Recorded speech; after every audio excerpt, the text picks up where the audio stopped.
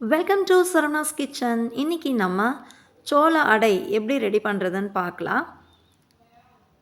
நம்ம எந்த கப்பில் அளவு எடுக்கிறோமோ அதே இதில் எல்லாத்தையுமே நம்ம மெஷர் பண்ணிக்கலாம்.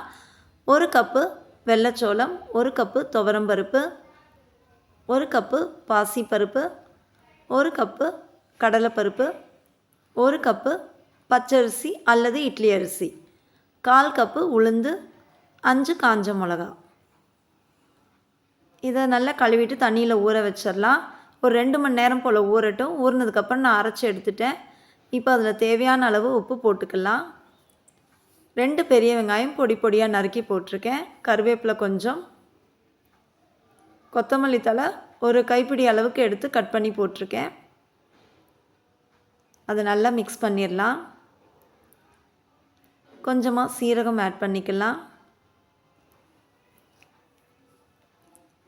இப்போ தோசை தவா அடுப்பில் வச்சுட்டேன். நல்லா காஞ்சிருச்சு. இப்போ கொஞ்சமாக எடுத்து நான் இந்த மாதிரி போட்டுட்டு நைஸாக தேய்ச்சி விடுங்க. தேய்ச்சி விட்டுட்டு எண்ணெயை சுற்றி ஊற்றி விட்டுறலாம். இது மிதமான சூட்டில் வச்சுக்கோங்க, ரொம்ப ஹையில் வைக்காதீங்க, உள்ளே வேகாமல் இருக்கும். அவ்வளோதான், நம்மளோட சோள அடை சூப்பராக ரெடி ஆகிடுச்சு. இது கூட சாம்பாரோ இல்லை தேங்காய் சட்னியோ வச்சு சாப்பிட்டு பாருங்கள், ட்ரை பண்ணி பாருங்கள். கண்டிப்பாக அந்த ரெசிபி உங்களுக்கு ரொம்ப பிடிக்கும். இந்த ரெசிபி உங்களுக்கு பிடிச்சிருந்தா லைக் பண்ணுங்கள், ஷேர் பண்ணுங்கள், கமெண்ட் பண்ணுங்கள், சப்ஸ்கிரைப் பண்ணுங்கள். மறக்காமல் பக்கத்தில் இருக்க பெல் ஐக்கானை ப்ரெஸ் பண்ணுங்கள். வாரத்துக்கு ஒரு முறையாவது இந்த மாதிரி செஞ்சு சாப்பிடுங்க. தேங்க்ஸ் ஃபார் வாட்சிங்.